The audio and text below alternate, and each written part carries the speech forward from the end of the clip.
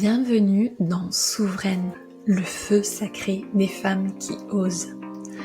Je suis Sophie Lecor, mentor en puissance féminine.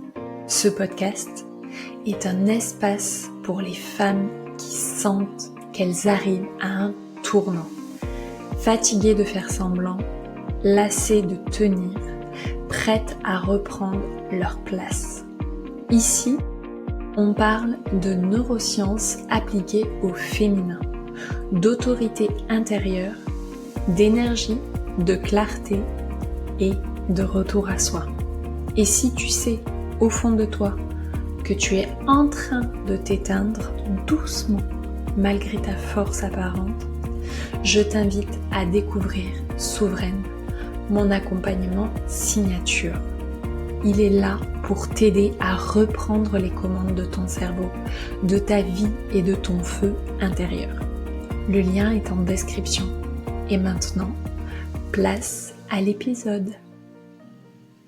Respire avec moi. Inspire profondément et expire lentement. Aujourd'hui, on va parler d'un sujet puissant. Un sujet qui traverse les siècles, qui vit dans nos corps, dans notre inconscient, dans nos gènes. Nous allons parler des traumas collectifs que les femmes ont portés génération après génération. On va aussi parler de ce que ça a créé pour les hommes et chez les hommes.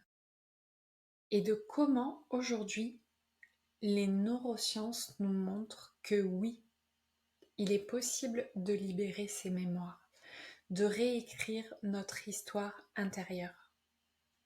Bienvenue dans cet épisode de Souveraine. Pendant des siècles, des milliers de femmes ont été persécutées, torturées, brûlées, parce qu'elles savaient guérir, parce qu'elles parlaient haut, peut-être aussi parce qu'elles aimaient librement. On les a accusées de sorcellerie, de folie, d'hérésie. Et ces violences contre les femmes n'étaient pas un mouvement isolé. C'était un système, une tentative organisée, et même très bien organisée, de dompter la puissance féminine. Et dans cette histoire, il y avait aussi des hommes. Certains hommes étaient les bourreaux. D'autres, on peut imaginer qu'ils étaient contraints, persécuteurs contre leur volonté, pris dans une espèce de machine de peur. Et il y avait ceux qui voulaient soutenir, protéger, mais qui ont dû se taire pour ne pas mourir eux aussi. Cette histoire, aujourd'hui, je t'en parle parce qu'elle n'est pas seulement dans les livres d'histoire. Elle vit dans notre chair.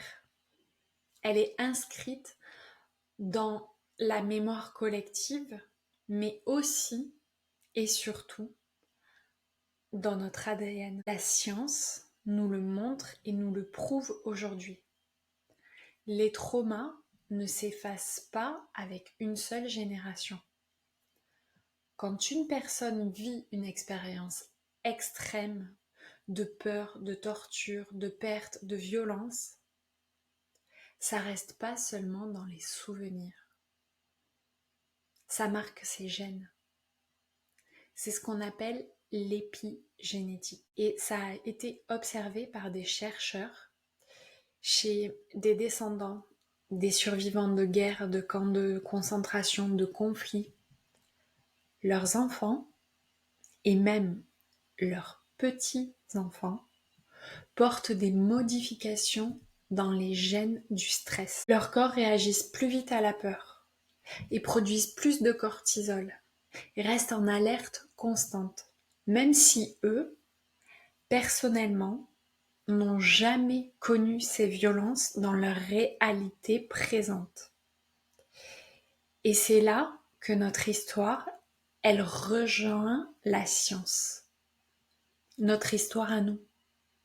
Les traumas des femmes brûlées, persécutées, réduites au silence, ça vit encore dans nos réponses physiologiques aujourd'hui. Cette hypervigilance, cette peur d'être vue, cette impression de devoir se taire et de se faire tout petite tout le temps pour survivre. Oui, tout ça peut venir de loin, de très très loin même. Ce poids, il a façonné un monde où les femmes doutent de leur légitimité, où elles s'excusent d'exister, où elles hésitent à prendre leur place. Et les hommes aussi portent une blessure, celle de générations forcées à dominer ou à se taire, à couper leurs émotions, à taire leur sensibilité, sous peine de mourir. Nous appelons aujourd'hui patriarcat est un système né de cette peur collective. Et aujourd'hui, il continue d'engendrer violence, inégalité et même féminicide. Parce que les blessures ne sont pas guéries. Parce que notre inconscient répète ce qu'il a appris pour survivre. Attention, disclaimer, parce que je sens venir le truc. Je suis pas en train de dire que les mecs qui font des féminicides ont une excuse. Non. Vous méritez pas de vivre en fait. Vous méritez même pas la corde pour vous pendre. À partir du moment où vous blessez une autre personne, je suis désolée de le dire avec autant de violence, mais vous n'avez rien à faire sur Terre. Voilà. Maintenant, on va passer aux bonnes nouvelles. La bonne nouvelle, c'est que le cerveau, il n'est pas figé. Notre cerveau, il est plastique. Chaque fois que tu vis une expérience de sécurité, de connexion et d'amour, ton cerveau, il réécrit ses circuits. Chaque respiration consciente, chaque geste douceur envers toi-même, chaque moment où tu oses dire non, ou alors stop, ou alors je mérite ça, ou j'ai besoin de ça et je vais le chercher, où tu t'autorises, où tu autorises ton potentiel à briller, à rayonner, ça envoie un signal à ton corps. Ça envoie ce signal que cette histoire, elle peut s'arrêter. Il y a des études qui montrent que, par exemple, des pratiques comme la cohérence cardiaque, la respiration profonde, le yoga, la respiration, la méditation, les soins somatiques, les massages, ça vient modifier l'expression des gènes liés au stress. Et petit à petit, la mémoire traumatique se transforme. Petit à petit, tu viens reprogrammer ton système nerveux pour choisir autre chose que la peur. Dans mon programme Souveraine, on va plus loin. On utilise des outils puissants pour venir identifier ces loyautés invisibles que nous portons, ces fidélités inconscientes aux histoires de nos ancêtres.